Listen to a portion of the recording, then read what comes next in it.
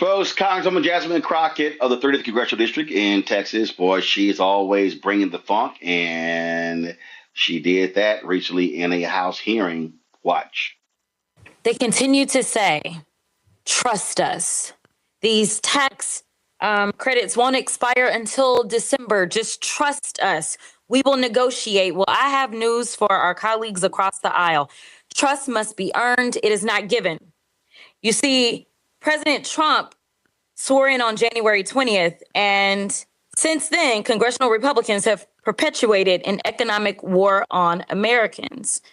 They asked us to trust them on the price of eggs, yet they've made it harder for Americans to buy any and all groceries. They asked us to trust them when it came to the cost of housing, but it's become more difficult to pay your rent or mortgage. They asked us to trust them when it came down to looking out for the best interest of our children. Yet we know that the cost to send your child to daycare or college has only increased. The only thing that I can tell you that we should trust the Republicans to do is to basically play in our faces. You see, the one thing that we should do is distrust everything that they say, and that is why Democrats are here today fighting. We showed up to work because we understand that in this shutdown, we are still getting paid. Unfortunately, those that work for the federal government are not going to be paid. They are about to miss their first checks. And so it is so interesting that someone can say, we're not going to show up to work. We're not going to do everything that we can to reopen the government. But yes, you must show up. What I have to say to those hardworking federal employees and those that happen to be out sick right now is that I anticipate that a lot of people are going to catch a lot of colds in the coming days, because it seems like the only thing that these people will understand is if we have a real shutdown, a shutdown in which the people that actually make this country go start acting like the Republicans, and they just decide that they're also not going to show up, because at the end of the day, we have a president who recently said that he doesn't know whether or not he even wants to pay people when we do reopen this government. In just 8 months, Republicans have shattered an already broken public health system. Their one big ugly bill enacted the largest cuts to health care in American history. Texas, under Republican rule for over 30 years, already had the highest uninsured rate in the country. And now an additional 1.6 million Texans are projected to lose their health insurance. But I want to be clear about this. This isn't just about those that will lose health insurance, because at the end of the day, we all will be impacted.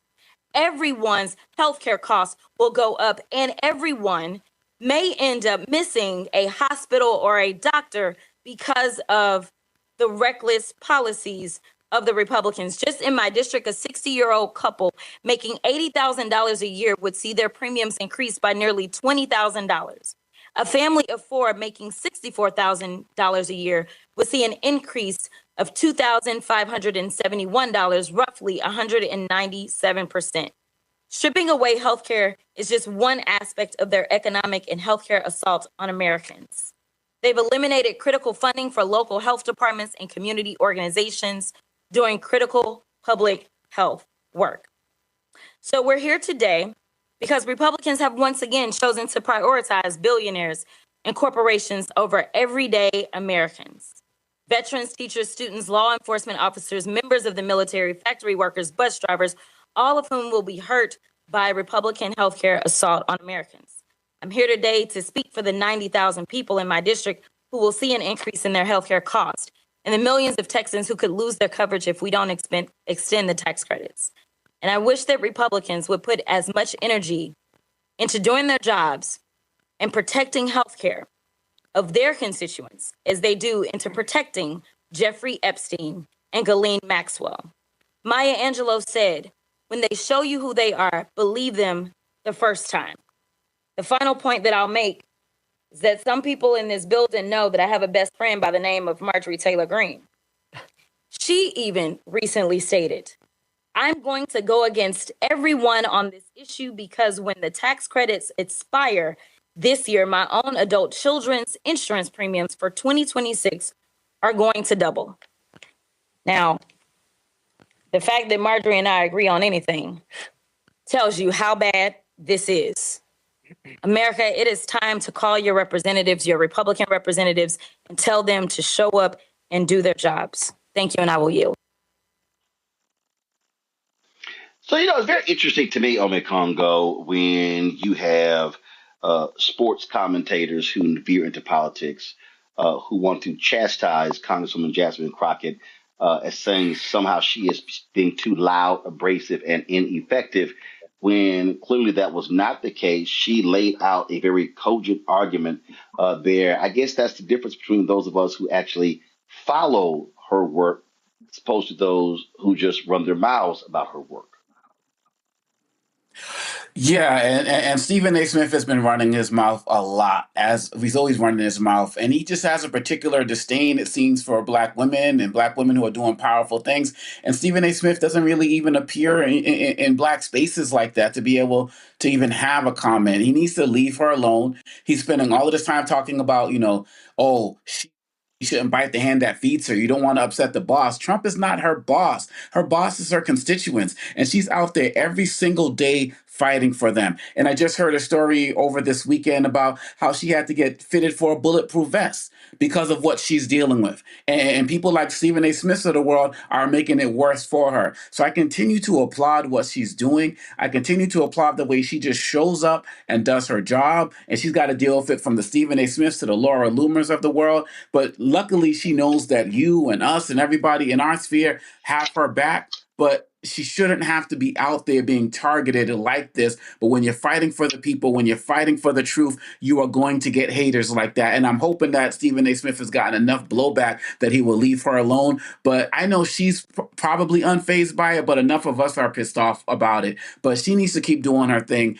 We have her back. And yeah, she's like, yo, I'm even out here agreeing with Marjorie Taylor Greene because Jasmine Crockett is about the work of the people. And it doesn't matter who is on a different side of the party or political spectrum. If they're about the people, she's going to be there, unlike Stephen A. Smith. The thing that also is crazy here to me, Renita, is if you don't actually know, this is what a lot of people don't understand. A lot of people don't even understand what the hell a member of Congress does. People don't even know what the hell a state rep does or a state senator. They don't really know what a council member does. And I say this all the time. And so this notion that you got 435 members of the House, 100 in the United States Senate, but there are so many different things that a member of Congress works on. Not only constituent services, okay, their job is to serve their constituencies, but also they have committee assignments. And so that's the unsexy stuff. That's the stuff nobody wants to talk about. Now, we show a lot of her comments in hearings, also a Congresswoman Summer Lee, a Congresswoman Ayanna Pressley. But unless you are a C-SPAN, nut, you don't see this stuff. So I heard this. It was just, to me, it was just a silly commentary from Stephen A. Because I'm like, dude, you just don't even know what the hell member of Congress does. Right. No, you could not be more right, Roland. People would call my office all the time asking me to handle things that are on the city level. People really do not understand what their representatives do. And so for him to be this loud and wrong is just amazing. But we already know this. Stephen A. Smith is somebody who wakes up every day and tries to figure out how to be the good black, as white supremacists would say about black folks who would make sure to shout down other black folks who were poo-pooing white supremacy. This is not the first time that he has done this. And he really doesn't know what he's talking about, because from that clip, and I didn't see that entire meeting, and this is kind of getting into the weeds, but from that clip, the way that it's shot, it looks like she is actually testifying before some sort of committee meeting. So she's actually doing extra work by what she's doing. And I say that because usually when someone is testifying before a committee or testifying in a meeting that they are not a part of that committee, or they are not a part of the leadership of the committee, or formally called to be at a committee, they sit behind a desk like what she was seated behind, and there are two other people next to you with the little placard cards right in front. And so she's actually doing extra work, and Stephen is making, comments about how she needs to not be as loud. It is her business as a representative to get involved and speak up about anything that is going to affect her constituents. And the really good reps, and I did this all the time, the really good reps will speak about things that not only affect their constituents, but also the entire nation, the entire state, the things that affect everybody. So people should just disregard what Stephen is talking about. I think this is just a continuation of him tossing around, thinking about running for president, trying to, make nice with people who will never support him. So we're having a fire alarm issue here. This actually happened earlier, so I'm going to go to Eugene here. And Eugene, I hear people. Well, good, it stopped. I hear people, Eugene, complain all the time. Man, the CBC, they ain't doing nothing. The CBC, they ain't doing nothing. And I'm like, you don't even realize. And I've said this before, Eugene. People don't even realize that you can be a member and your name's not on the bill. You're not even sponsoring the bill, but you can insert language into a bill. You can insert things into a bill that could lead to millions of dollars for your constituents and others just by you slipping it into a particular bill because you're on a committee.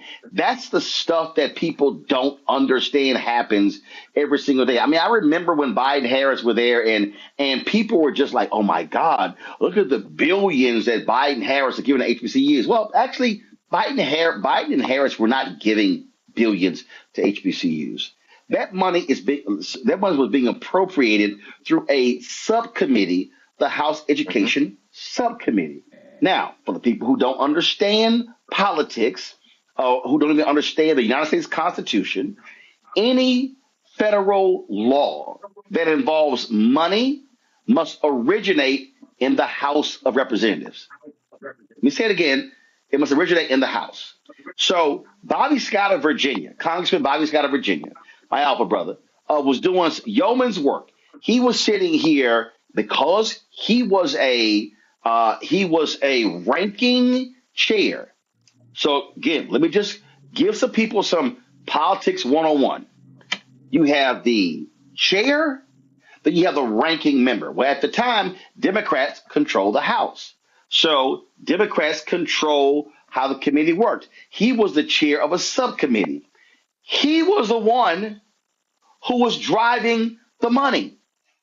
And I remember I wanted him to come on because people were out here saying stuff to get credit. He's like, He's like, nah, bro. He's like, listen, I'm good. He said, I'm trying to do as much as I can, as fast as I can, because we don't know how long we're going to have this power. That's what I'm doing. So if you right now, if you black around America, you like, brother, who the hell is that? I ain't never heard it. You know why? Because you don't see Congressman Bobby Scott on The View. And let me be clear. I'm not shading Congresswoman Jasmine Crockett. But the point I'm making is there are political figures who are highly effective, who serve different purposes. So there are people who are quiet. They get the work done. There are others who are far more vocal, like Congresswoman Jasmine Crockett. And let me say this here, and Stephen A. has no idea even what I'm about to tell you right now.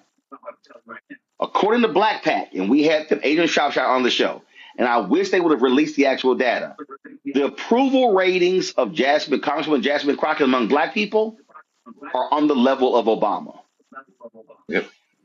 So I think black people have spoken, and Stephen A. might want to look at the Black Pac poll. So I would encourage him to actually book Adrian Shropshire, who is the director of Black Pac. Book Cornell Belcher, a poster. Book Terrence Woodbury, a poster, if he wants to understand why Jasmine Crockett resonates. And last point, Eugene, I've had black Republicans, I've had other Republicans, white Republicans tell me the Republican Party, why do they hate Jasmine Crockett? This was a quote, Eugene, because she's effective. Yep. Look, this is the thing, right? So it's a lot to unpack there. First and foremost, I don't Stephen A. bitch to ever book any of those people because they don't fit his audience or the people that support his show. Secondly, I have a friend, Mayor Harris, that coined the term for, I'm going to edit it for this show, sassy man apocalypse. He's the epitome of that. He takes his time on his podcast to drag black women in politics. When he elects like a Kristi Noem of our modern day Sarah Palins, our Marjorie Taylor Greens, and then let's not forget he just lets the men skate on them by, right? No matter how much damage they do. But this is the thing. I'm glad you gave that breakdown of how Congress actually works, how things actually get done, the committee system. And our sung and unsung hero and Congressman Bobby Scott, because hey, guess what? The people that are watching or listening to that Stephen A. Bitch podcast are not going to get that kind of information, but they will absolutely get it here on the Black Star Network because hey, we're here doing a public good and service for our community. Now, what people have to understand is absolutely there are different roles for different people in this process.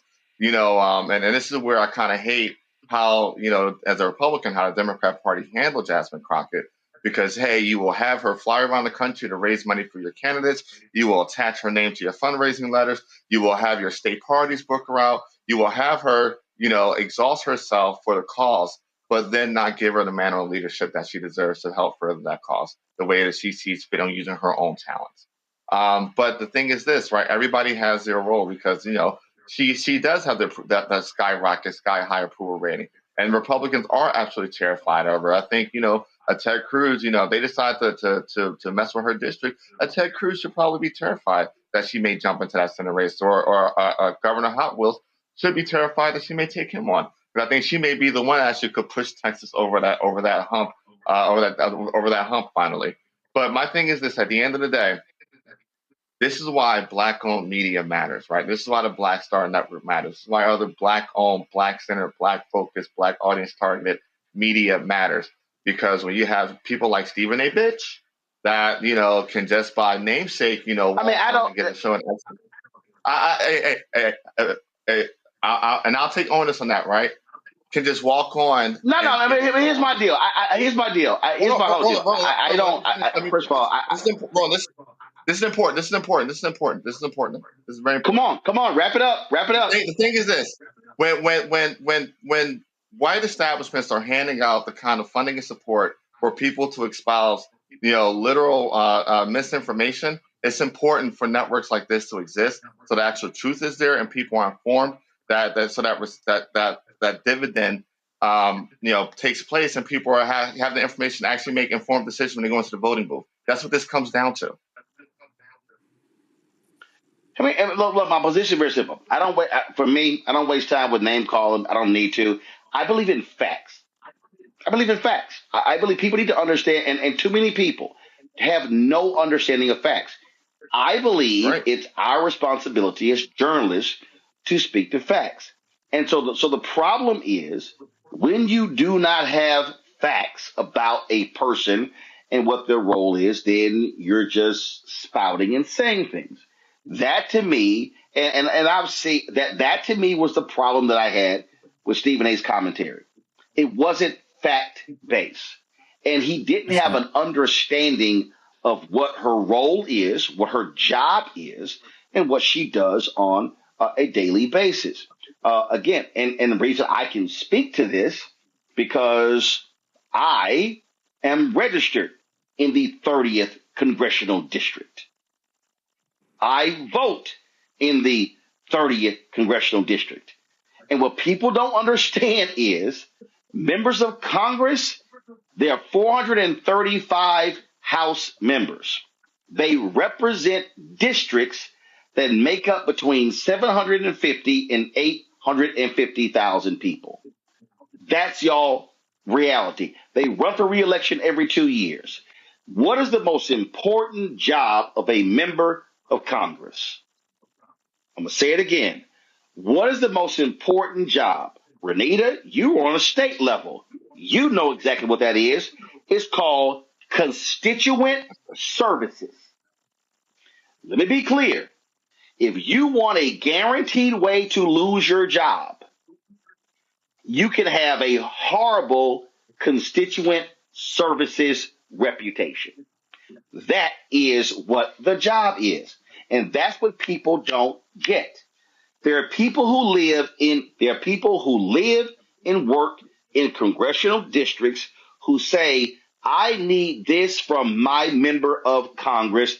And they go to them, and that person's job is to then try to work within the system, with the rules and whatever the hell. It's what their job is, y'all. Now, when you talk about what Congresswoman Jasmine Crockett does when she is testifying and when she is doing it her way, I would say to Stephen A., please tell me the difference between a Jim Jordan, a Tim Burchett, a Rand Paul. I mean, I could go on and on and on. So also, squeaky wheel gets the most grease. And the fact of the matter is, and this will be my last point. My last point. That again, if you understand facts, why does MSNBC shows and CNN shows, and trust me, Fox News would love for Jasmine Crockett to come on.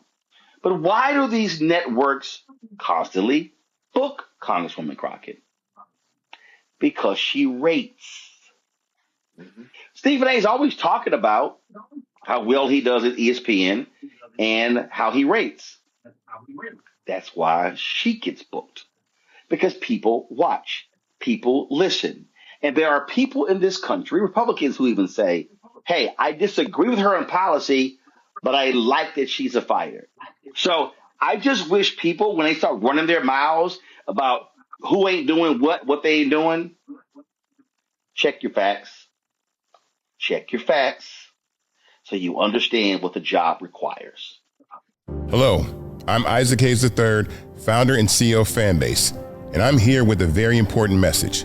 We are at a turning point in the Black community where we must have equity in the apps we use that scale to billions of dollars. But this time, we own the infrastructure, we own the culture, and we shape the future. And Fanbase is the future. Fanbase combines the free functionality of Instagram, TikTok, and YouTube into an all-in-one platform built for the evolution of social media and monetization. With over 1.4 million users, that's real proof that we are shifting the conversation of tech ownership and equity for creators. So right now, I want you to go to startengine.com/fanbase and invest today. The minimum to invest is $399. That gets you 60 shares of stock in Fanbase at $665 a share. This marks a turning point in Black ownership of social media. If we don't take this opportunity to own social media right now, we will always be customers to our own creations. And that can't go on. So once again, go to startengine.com/fanbase and invest today. We must own the platforms where our voices live, our stories matter, and where our culture drives the world. Thank you.